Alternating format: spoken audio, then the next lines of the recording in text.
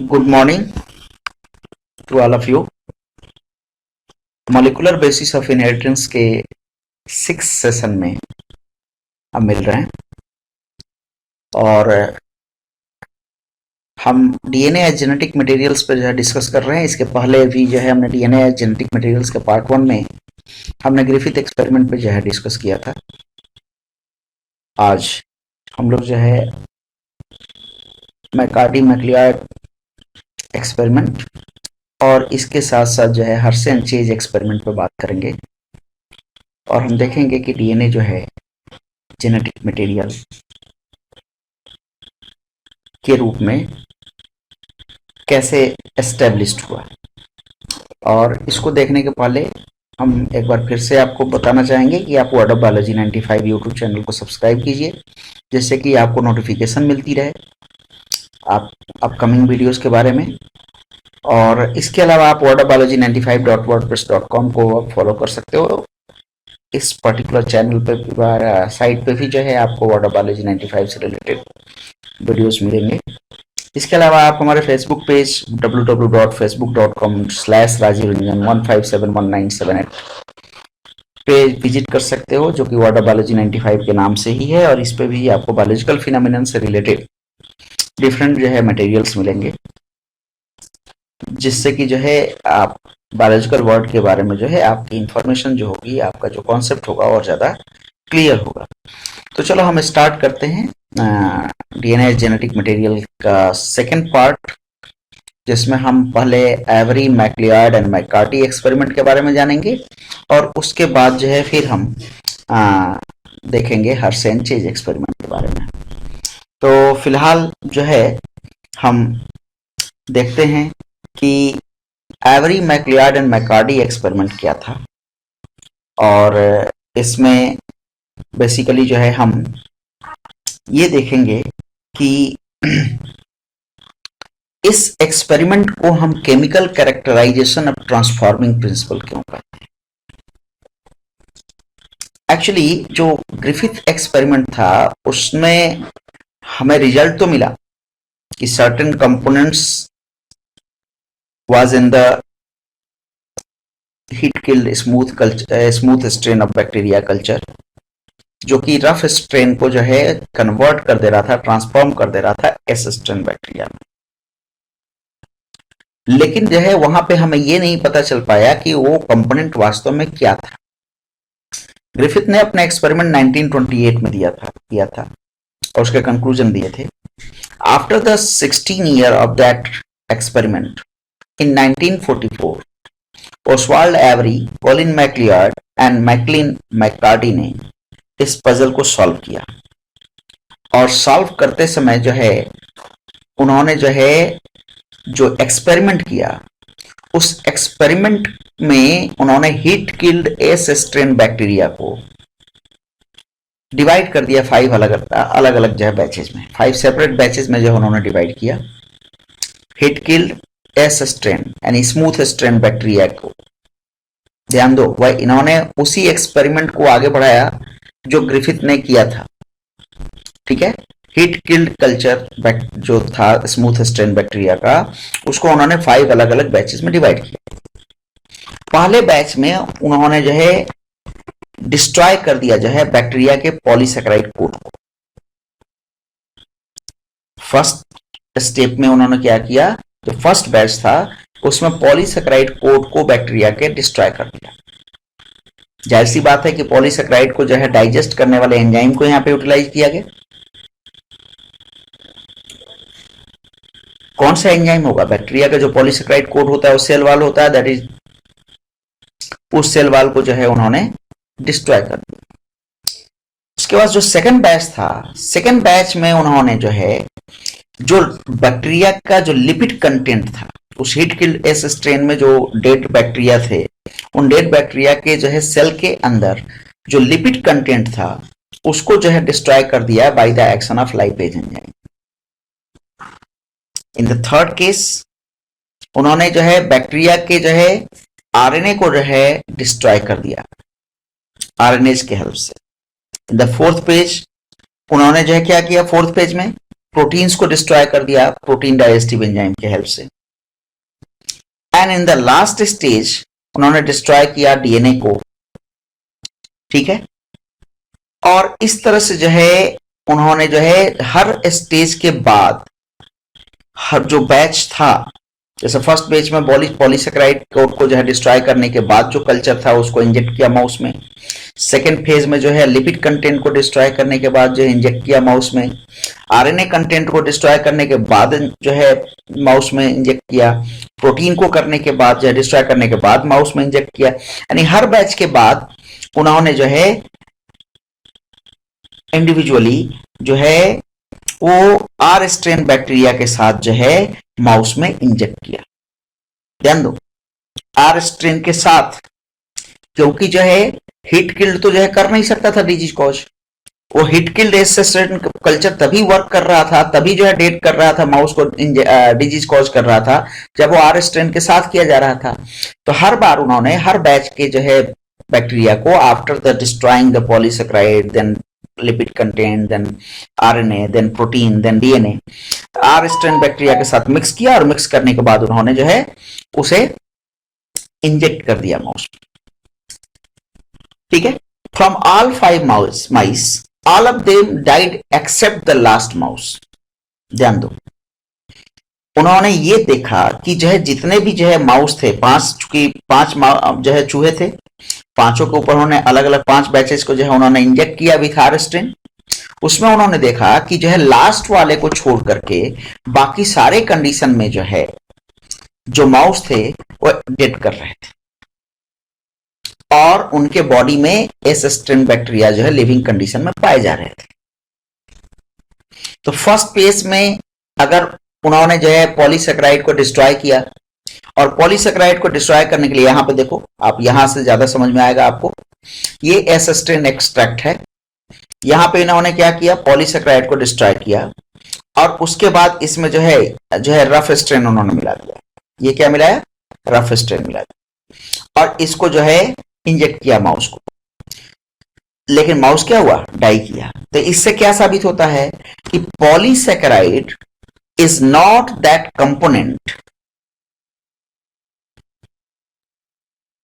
ठीक है, जो आर स्ट्रेन को एस स्ट्रेन में ट्रांसफॉर्म कर रहा हो। क्योंकि अगर पॉलीसेकेराइड जो है वो कंपोनेंट होता तो वो कंपोनेंट तो पहले ही डिस्ट्रॉय कर दिया गया, तो माउस सरवाइव करता। इसका मतलब ये हुआ कि पॉलीसेकेराइड जो है वो कंपोनेंट नहीं था heat killed S strain culture में, जो आर स्ट्रेन को एस स्ट्रेन में ट्रांसफॉर्म कर रहा था। देन सेकेंड स्टेप में उन्होंने क्या किया, जो लिपिड डिस्ट्रॉय किया उसको आर स्ट्रेन के साथ लिया और आर स्ट्रेन के साथ लेकर के जो है माउस को इंजेक्ट किया, माउस वाज डाइड।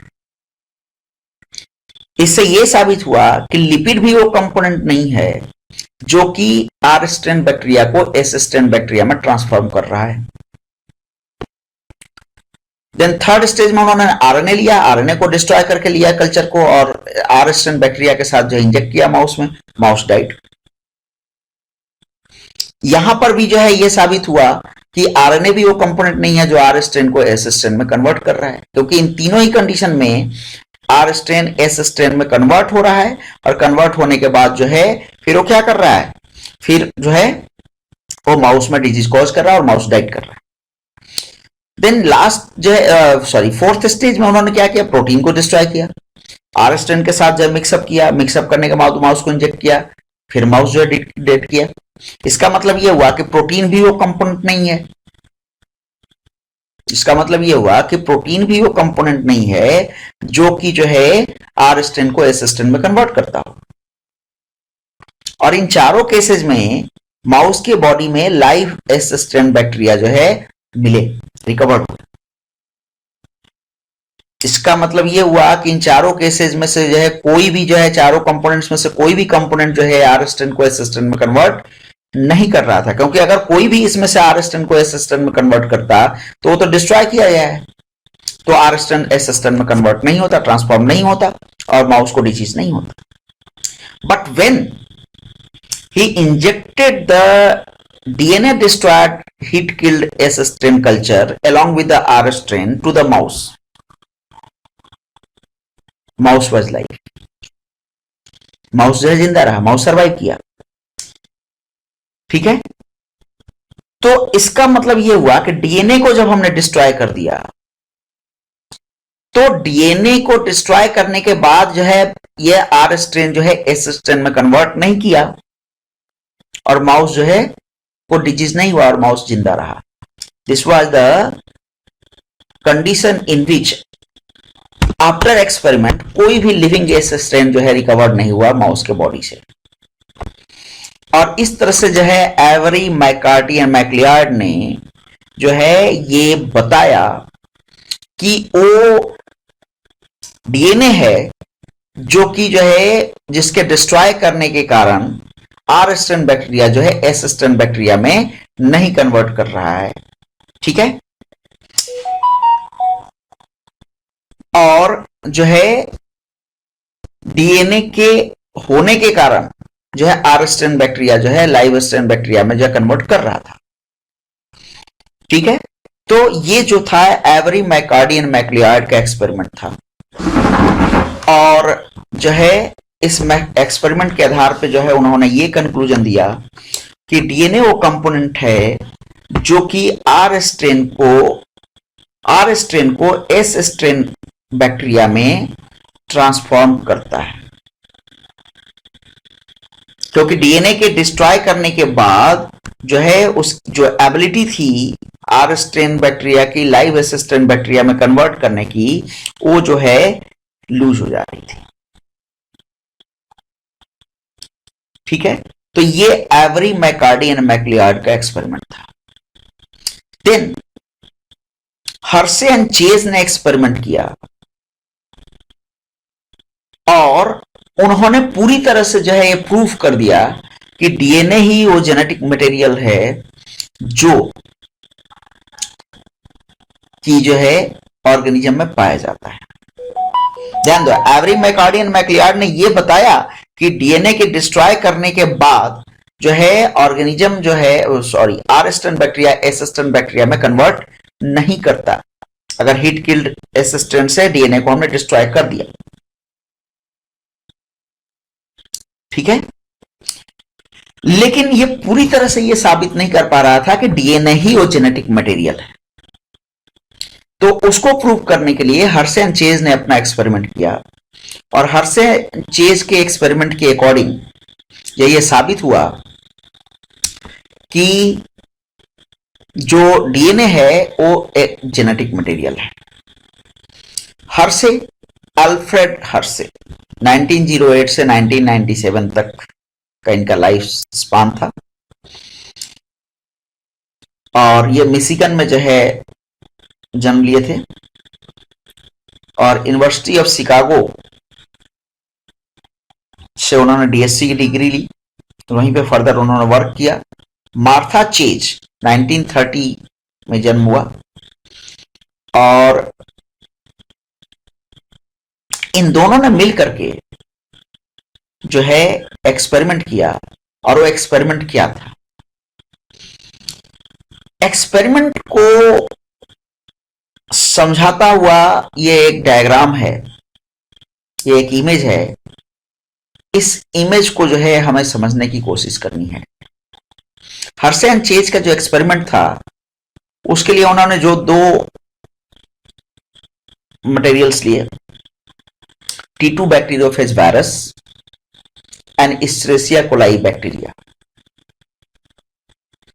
वायरस जो होते हैं खासतौर से बैक्टीरियोफेज वायरसेज इस्चेरिशिया कोलाई के अंदर जाते हैं और जा करके वहां पे जो है वो अपने आप को रेप्लिकेट करते हैं। इस डायग्राम को समझने से पहले हम एक वीडियो देखते हैं, और उस वीडियो को जो है जब हम ध्यान से देखेंगे तो हमें जो है ये हर्शे एंड चेज एक्सपेरिमेंट ज्यादा अच्छे से समझ में आएगा। तो अभी हम जो है कोशिश जो है पहले इस वीडियो को देखेंगे और इससे जो है जानने और समझने की कोशिश करते हैं कि जो है ये एक्सपेरिमेंट क्या था। ये एक एनिमेटेड वीडियो है, इसको आप देखो। It is the bacteriophage virus, जिसमें ये बाहर जो ग्रीन कलर है ये प्रोटीन कोड को शो कर रहा है, और अंदर जो ब्लू कलर है वो बैक्टीरियोफेज वायरस को शो कर रहा है।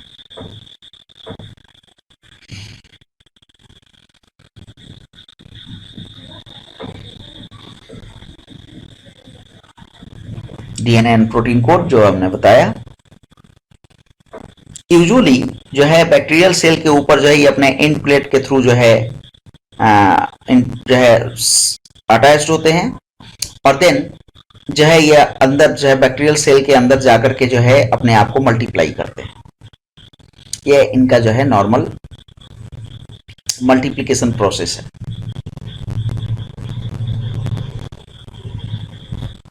Look here, in the first case जो है हर्श एंड चेज ने ऐसे बैक्टीरियोफेज वायरसेस को लिया जिनके प्रोटीन कोड को उन्होंने जो है S35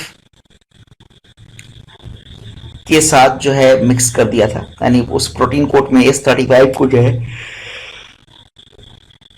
मिक्सअप किया।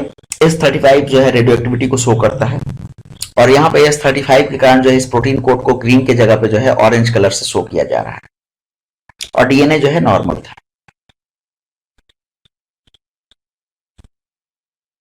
ये बैक्टीरिया के बॉडी के ऊपर अटैच हुए, उनके डीएनए अंदर गए, और फर्दर जो है वो मल्टीप्लाई करेंगे इनसाइड द सेल, और जो है वायरसेस का प्रोडक्शन हुआ, और इसकी वाइगरस चेकिंग की गई।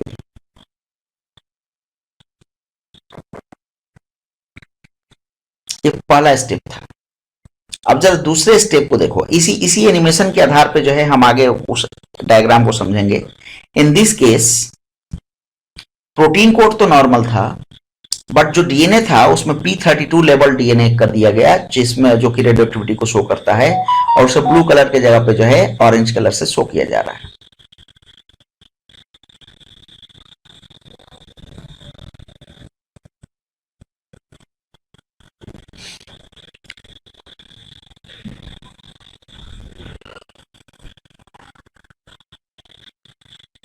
फर्दर वाइरस चेकिंग हुई।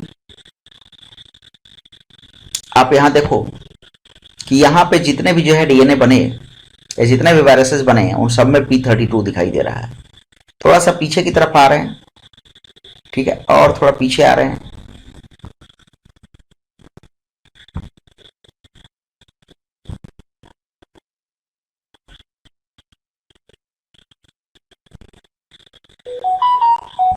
लुक हियर, यहां पर जो है प्रोटीन कोड जो था पहले वाले स्टेप में, वो जो है रेडियो एक्टिव प्रोब था, ये ऑरेंज कलर का दिखाई दे रहा है। लेकिन जो नए जो बैक्टीरियोफेज वायरसेस जो है प्रोड्यूस हो रहे थे सेल के अंदर मल्टीप्लाई करके, वो नॉर्मल बैक्टीरियोफेज हो रहे थे। इसका मतलब इन बैक्टीरियोफेज के प्रोडक्शन में जो है प्रोटीन का कोई रोल जो है नहीं दिखाई दे रहा है, क्योंकि अगर प्रोटीन का रोल होता तो इनके प्रोटीन कोड जो फिर से ये ऑरेंज कलर के होते, या रेडियो एक्टिव जो है कंडीशंस जो है सल्फर जो है पाया जाता, ठीक है। But in the second case जो हम यहां देख रहे हैं, जब हम वायरस सेटिंग कर रहे हैं, यहां पे देखो, यहां जो बैक्टीरियोफेज वायरसेस बन रहे हैं जिसमें कि डीएनए जो है वो प्रोटीन प्रोब है P32 के रूप में, यहाँ पे जितने भी जो है बैक्टीरियोफेज वायरसेस बन रहे हैं इनसाइड द सेल, वो सारे जो है बैक्टीरियोफेज वायरसेस के अंदर जो डीएनए है वो वही डीएनए है जो कि जो है P32 लेबल डीएनए था। इसका मतलब ये हुआ कि डीएनए जो है वो जो है जेनेटिक मटेरियल है, वो अपने आप को कैरी कर रहा है नेक्स्ट जनरेशन में। प्रोटीन जो है कैरी नहीं कर रहा अपने कैरेक्टर्स को। तो ये वो एक्सपेरिमेंट था, और इस एक्सपेरिमेंट के बाद हम आगे बढ़ते हैं, और आगे बढ़ के जो है हम देखते हैं कि जो है उस डायग्राम को हम समझने की कोशिश करते हैं, ठीक है। इस डायग्राम को देखो, experiment of Harsh and chase. यहाँ पे वो T2 बैक्टीरियोफेज वायरस था, और इस T2 बैक्टीरियोफेज वायरस में जो है यहाँ सल्फर जो है रेडियो एक्टिविटी शो कर रहा है, और यहाँ पे जो है फास्फोरस 32 जो है रेडियो एक्टिविटी शो कर रहा है। और उन्होंने ई कोलाई बैक्टीरिया के जो है 2 अलग अलग कल्चर लिए, और पहले वाले ई कोलाई बैक्टीरिया के कल्चर में उन्होंने T2 बैक्टीरियोफेज वायरस को जो है ऐड किया, जिसमें एस जो है रेडियो एक्टिव था, सल्फर रेडियो एक्टिव था, यानी protein coat radio active level था।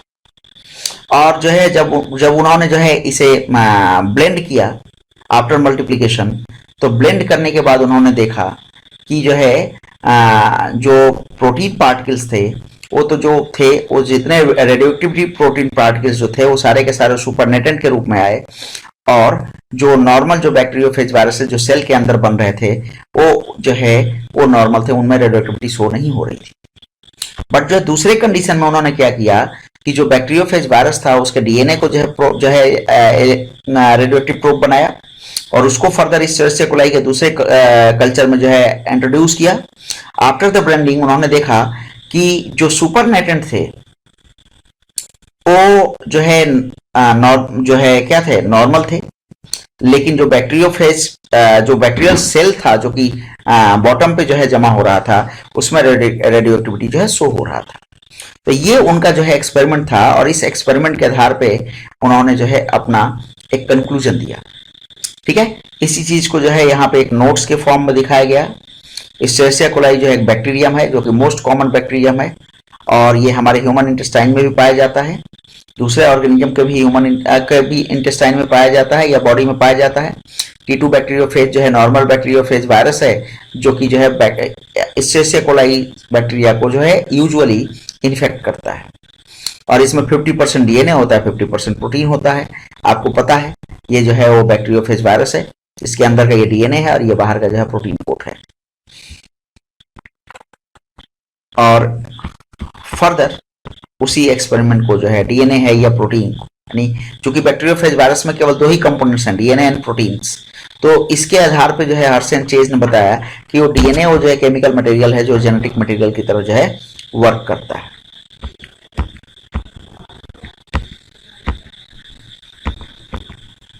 जो एक्सपेरिमेंट था उन्होंने उस एक्सपेरिमेंट को एक बार फिर से देखते हैं।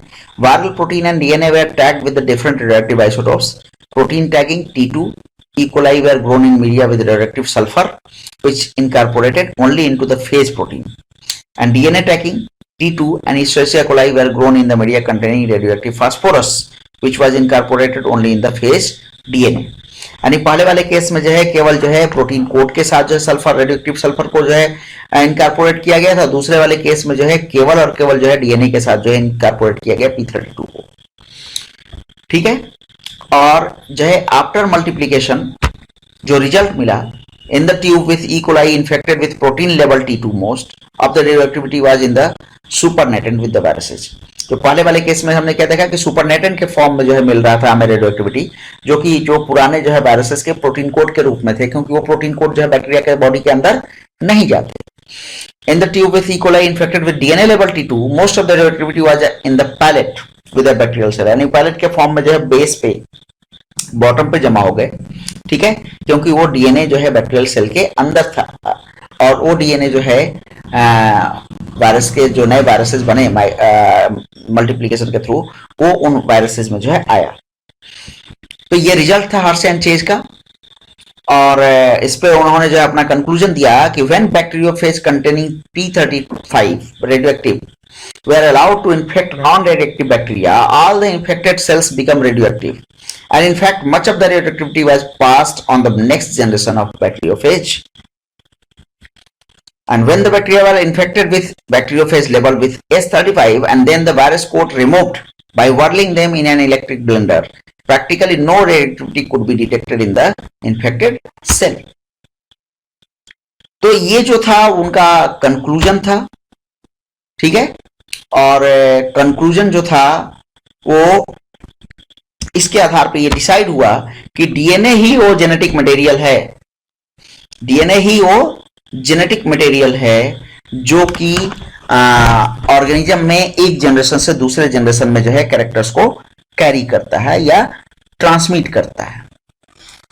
और एक और चीज जो है सम सर्कमस्टेंशियल एविडेंसेस भी हैं। Eukaryotic cells doubles its DNA content prior to mitosis. Mitosis के पहले डीएनए जो है अपने कंटेंट को डबल कर लेता है। ठीक है, और ये जो डबल डीएनए है वो इक्वली डिवाइड हो जाता है डॉटर सेल्स में। और प्रॉपर्टीज ऑफ जेनेटिक मटेरियल्स की अगर हम बात करें तो प्रॉपर्टीज ऑफ जेनेटिक मटेरियल्स जो होते हैं अगर हम उनको देखें तो जो मेजर जो है प्रॉपर्टीज है उसमें जो है 3 फंडामेंटल कैरेक्टरिस्टिक्स जो है जीन्स के हैं। ठीक है, पहला जो है storage and expression of hereditary informations, दूसरा है replication and transmission of progeny, और तीसरा है म्यूटेबिलिटी।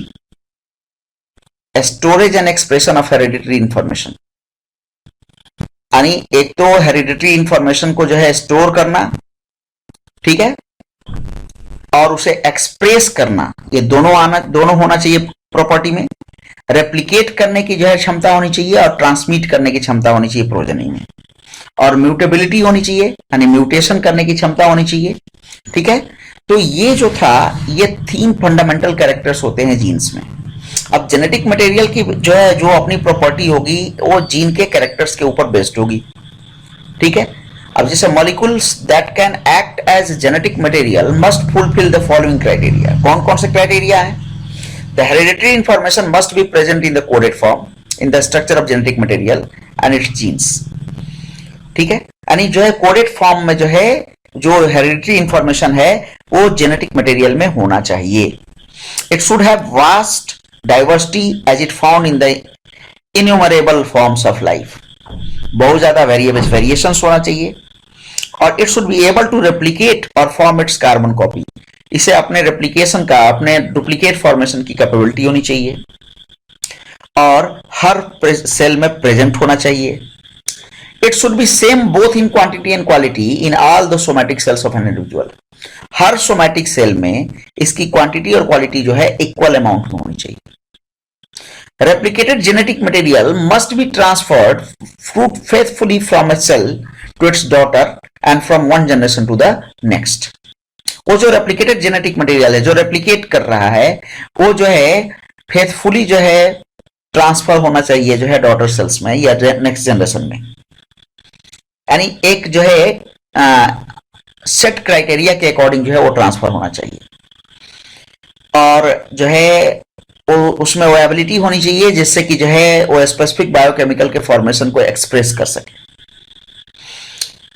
तो ये सारे जो है एक जो है प्रॉपर्टीज होनी चाहिए, और इसके साथ साथ there should be some intrinsic control system for differential functioning of genetic material और its genes so that different part of an organism are able to have a specific size, structure and function. यानी इसकी कुछ intrinsic control system भी होना चाहिए जिसके कारण जो है जीन जो है वो डिफरेंट स्ट्रक्चर एंड फंक्शंस को जो है परफॉर्म कर सके। ठीक है, अब अगर हम genetic material DNA versus RNA को देखें, यानी डीएनए और आरएनए में अगर हम कंपेयर करें तो कंपेयर करने पे हम ये पाएंगे कि DNA is better than RNA as genetic material. ध्यान दो, प्रॉपर्टी दोनों में होती है जेनेटिक मटेरियल की, बट डीएनए इज बेटर। कैसे? पहले तो हम मेन प्रॉपर्टीज की बात करें, 4 मेजर प्रॉपर्टीज हैं जो होने चाहिए किसी भी जो है मटेरियल में जो एज जेनेटिक मटेरियल। उसमें पहला है रेप्लिकेशन, यानी अपनी कॉपी का खुद फॉर्मेशन करना। It should have chemical and structural stability, chemically और स्ट्रक्चरली स्टेबल होना चाहिए। और तीसरा म्यूटेशन, यानी जो है इसमें म्यूटेशन होने के चांसेस होने चाहिए जिसके कारण की इवोल्यूशन हो सके। And should possess hereditary unit which express in the form of Mendelian characters, और मेंडेलियन कैरेक्टर्स के रूप में जो है इसे अपने आप को एक्सप्रेस करने की क्षमता होनी चाहिए। तो these are the major 4 characteristics of the genetic material, और यही 4 प्रॉपर्टीज के आधार पे हम देखेंगे कि कैसे डीएनए जो है वो बेटर है as compare to RNA as genetic material. देखो यहाँ पे डिफरेंसेस बिटवीन डीएनए और आरएनए को देखते हैं हम। डीएनए जो है मोर स्टेबल होता है, आरएनए लेस स्टेबल होता है। डीएनए डबल स्टैंडर्ड स्ट्रक्चर होता है, आरएनए सिंगल स्टैंडर्ड स्ट्रक्चर होता है। प्रेजेंस ऑफ डीऑक्सीराइबोस शुगर होता है, यहाँ पर राइबोस शुगर होता है। थाइमिन और यूरेसिल आपको पता है, ये आपके पास जो है एक नॉर्मल जो है डिफरेंस था। अब यहाँ पे हम देखते हैं, कंपेयर करते हैं डीएनए और आरएनए में। स्टेबिलिटी की अगर हम बात करते हैं तो DNA is more stable as compare to RNA. क्यों? क्योंकि आरएनए में चूंकि एक एडिशनल जो है OH ग्रुप होता है, जो उसे जो है मोर रिएक्टिव बनाता है एज कंपेयर टू डीएनए। ध्यान दो, डीएनए में डीऑक्सीराइबोज होता है, तो वहां पे जो है सेकंड कार्बन जो होता है उस सेकंड कार्बन के साथ जो है एक OH ग्रुप जुड़ा हुआ होता है आरएनए में। लेकिन डीएनए में चूंकि वो डीऑक्सीराइबोज हो जाता है तो वो जो सेकंड कार्बन के साथ जो OH ग्रुप था वो केवल H में बदल जाता है। तो since RNA has OH group at the second carbon that make it more reactive while RNA is less reactive। तो जो लेस रिएक्टिव होगा वो जो है क्या होगा, मोर स्टेबल होगा, और जो मोर रिएक्टिव होगा वो लेस स्टेबल होगा। इसलिए जो है डीएनए के कंपैरिजन में आरएनए जो है वो स्टेबल होता है। एक और चीज जो कि डीएनए को जो है स्टेबल बनाता है आरएनए के कंपैरिजन में वो ये कि जो DNA more stable than RNA is the thymine which is substituted by the uracil in RNA. RNA में यूरेसिल होता है और डीएनए में थायमीन होता है, और यूरेसिल के कारण जो है आरएनए की जो स्टेबिलिटी होती है वो कम हो जाती है। तो अनस्टेबल नेचर के कारण जो है आरएनए जो है में म्यूटेशन होने के चांसेस तो बढ़ जाते हैं, और यहां पे इवोल्यूशन भी फास्ट होता है, बट केवल जो है म्यूटेशन ही एक फैक्टर तो है नहीं, स्टेबिलिटी भी एक फैक्टर है। ठीक है, और at last coming to the expression of Mendelian characters, RNA is much faster than DNA. That is RNA can independently code for protein synthesis while DNA is dependent on RNA for this. RNA acts as messenger for DNA for protein synthesis. इसको भी अगर हम देखें तो RNA जो है के पास direct code पाया जाता है प्रोटीन सिंथेसिस के लिए, जबकि डीएनए जो है के पास डायरेक्ट कोड नहीं होता। डीएनए जो है आरएनए को ट्रांसक्रिप्ट करता है और आरएनए में वो कोड पाया जाता है। तो इस तरह से अगर हम देखें तो डीएनए और आरएनए दोनों जो है जेनेटिक मटेरियल की तरह बिहेव कर सकते हैं। ठीक है, but DNA is much more preferred due to its stability. तो स्टेबल होने के कारण डीएनए जो है वो बेटर जो है जेनेटिक मटेरियल है। आरएनए जो है ह्यूमन बॉडी में जेनेटिक मटेरियल की तरह एक्ट नहीं करता, बल्कि आरएनए जो है सर्टेन वायरसेस में जेनेटिक मटेरियल की तरह बिहेव करता है। तो ये था हमारा डीएनए एज जेनेटिक मटेरियल। यहां पर आकर के जो है डीएनए एज जेनेटिक मटेरियल जो है वो कंप्लीट होता है, और फर्दर हम नेक्स्ट सेशन में जो है रेप्लिकेशन की तरफ मूव करेंगे। अभी के लिए बस इतना ही, धन्यवाद।